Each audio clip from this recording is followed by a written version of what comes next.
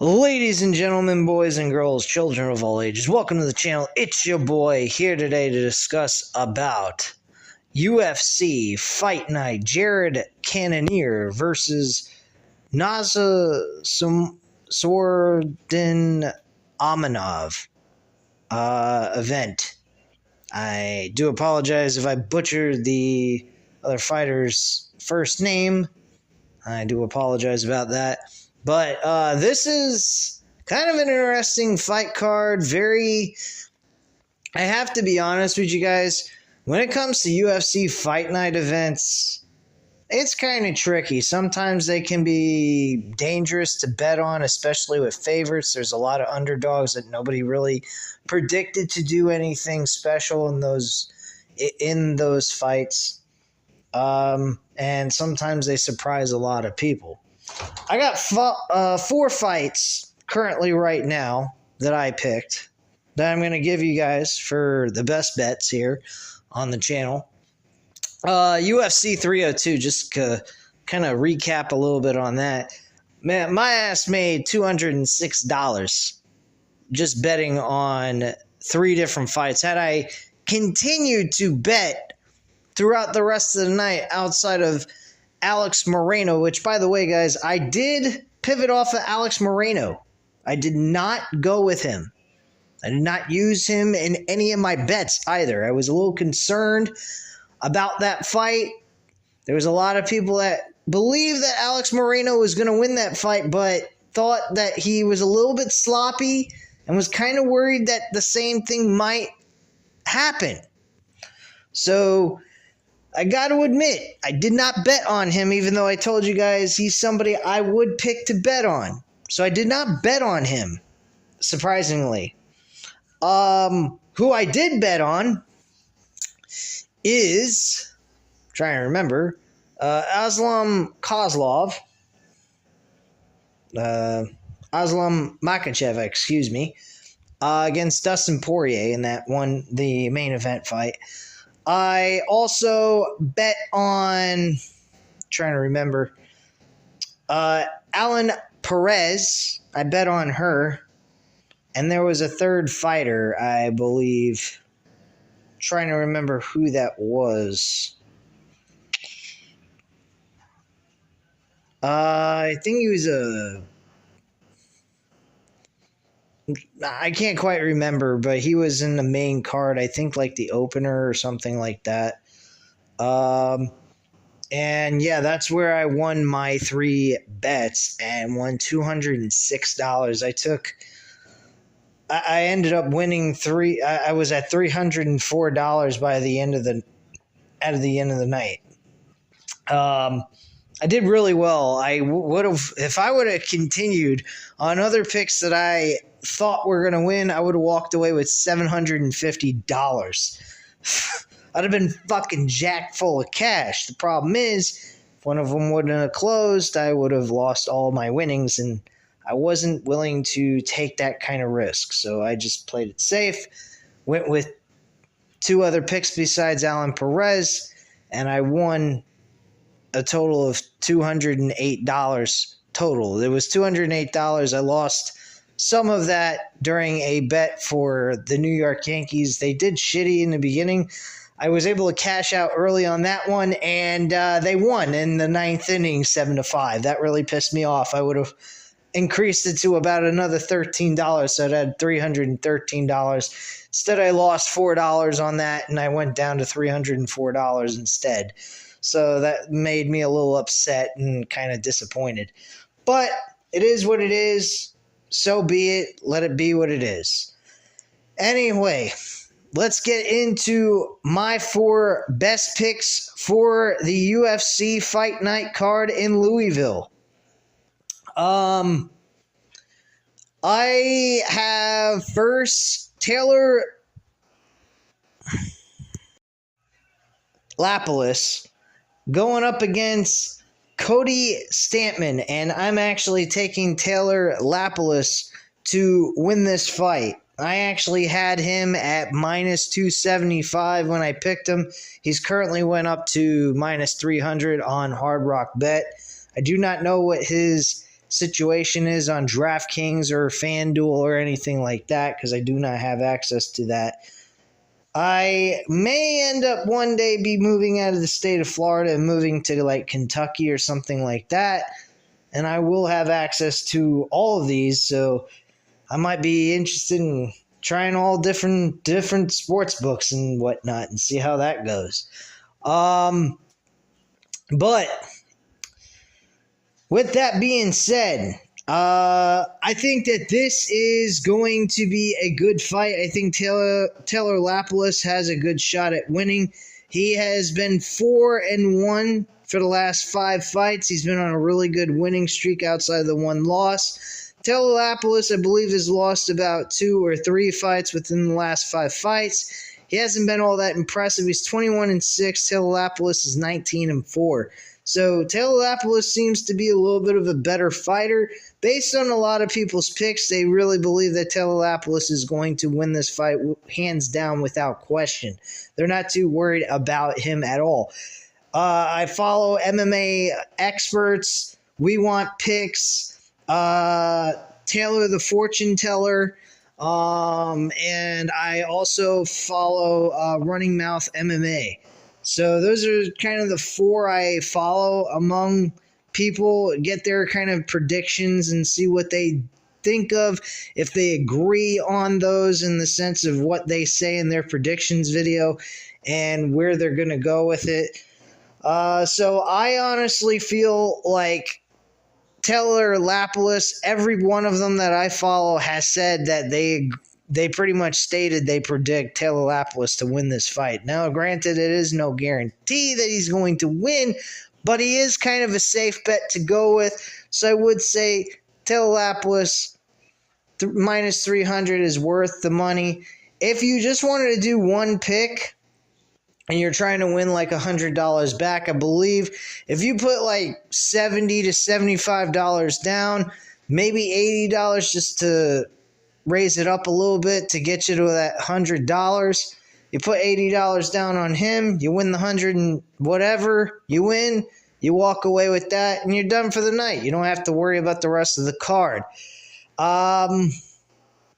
Another fighter that I'm heavily interested in is Bruno Ferreira.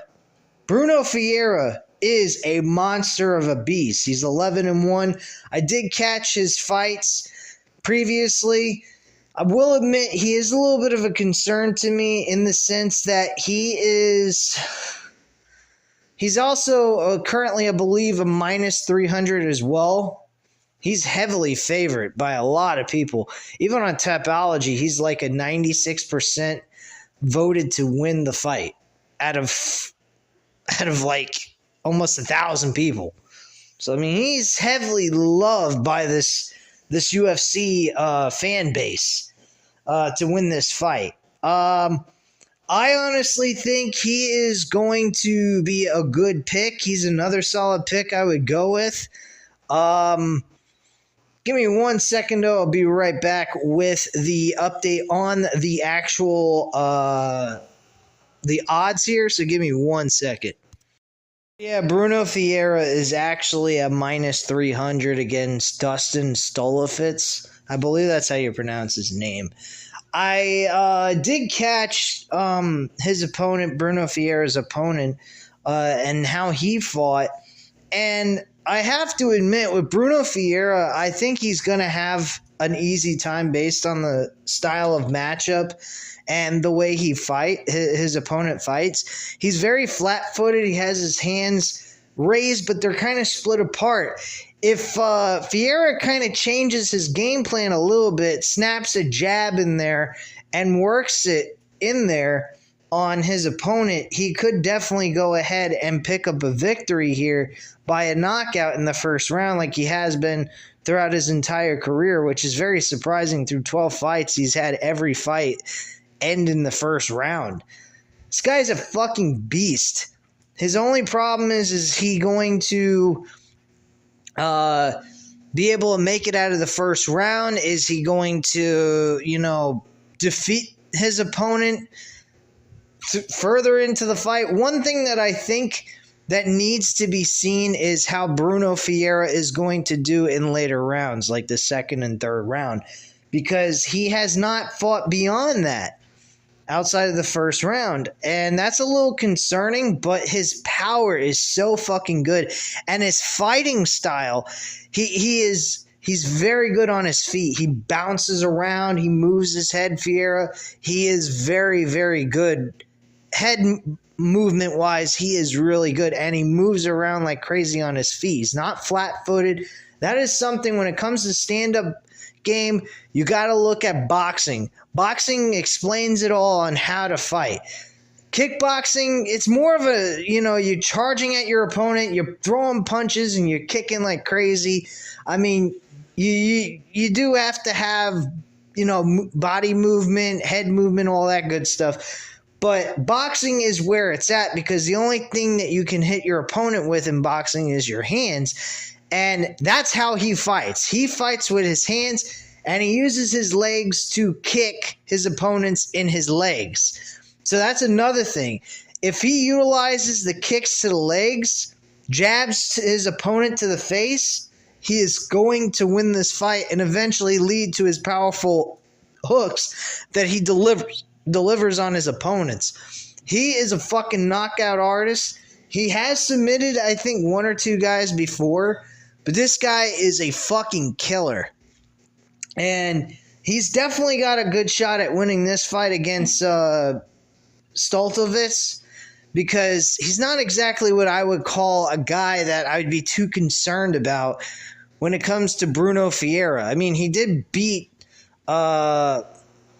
Gregory Rodriguez, RoboCop, and knocked him the fuck out, and he's fought some notable names. Bruno Ferreira has also beaten Phil Hawes, who's also another big name in UFC, and I got to admit, I think Bruno Ferreira has got a good shot at winning this fight. His opponent is not top tier fighter. I will be straight up honest with you. I'm not too concerned about it. My only concern is, how's he going to do in the second or third round if it goes to that point? And that's my only worry. I hope that he has good stamina. This is not Despain type of fighter. Despain was like one-hit wonder. This guy throws combinations. He throws powerful hooks. He can knock his opponents out. So he's not some fucking chump. Despain, he reminds me a little of Despain, but more in a technical sense. Despain was just charge at you, hit you, knock you the fuck out. His boxing skills were absolutely terrible. Bruno Ferreira is a totally different guy. He bounces, he moves. He's definitely a guy that you can feel a lot more confident with than you would with Despain. I mentioned before in his last fight, Despain was a guy I thought maybe was going to win against Waldo Costa, but I said look out for his stamina and look out for the fact that he's not exactly the best fighter on his feet either. He has terrible defense, but he hits you, you're going out like a light. So that's kind of the situation here, only Bruno Ferreira is definitely a guy that can stand on his feet and bang with people, and he's got a good chin, and he is a very good fighter stand-up wise. Next up, I picked Ediarda Mora. She's a pretty fair fighter. She's actually 10-0. Very good at taking her opponents down. She's facing Denise Gomez. Denise Gomez is a good stand-up striker, but terrible at defending the takedown. She's been taking down quite a bit. Her takedown defense is very bad. But if she can connect, she can knock Mora out. But I have a gut feeling Mora will be able to handle this. I think she is going to walk away with the W. I think she's a strong prospect. She was very dominating in her debut, and she's now having her second fight, and I believe she is going to walk away with the W here. She's a -195 on Hard Rock Bets. I think she is a solid pick. Is she somebody I would throw money down on as a one-time only pick throughout this entire card? Absolutely. That's why this is UFC Best Bets. So that's my third best bet that I would go with. And my fourth best bet would actually be Dustin Jacoby. Not because Dustin Jacoby is a great fighter, but his opponent he's going against is Dominic Reyes. And Dominic Reyes has been knocked out 4 straight times in all 4 fights in the last 5 fights. He has been fucking destroyed and annihilated. He has no chin no more. He's like Paul Craig. Paul Craig got knocked out. Oh yeah, that's what it was. It was his opponent that Paul Craig faced. He got knocked the fuck out. I forgot the name, but whatever. But he in UFC 302. But he really delivered. Dustin Jacoby has won at least 2 out of the 5 fights.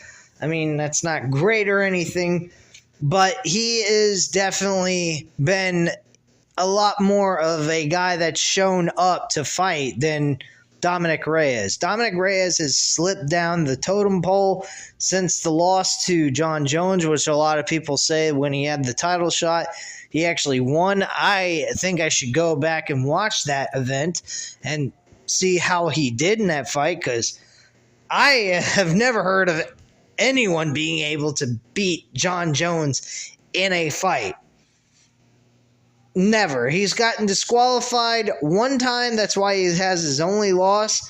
And other than that, John Jones has been a fucking killer and one of the greatest UFC champions of all time. But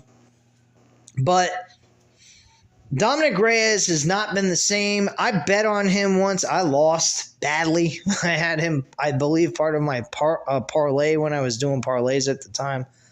And he really fucked me over. I don't think Dustin Jacoby is going to lose this fight. I really believe he is going to win.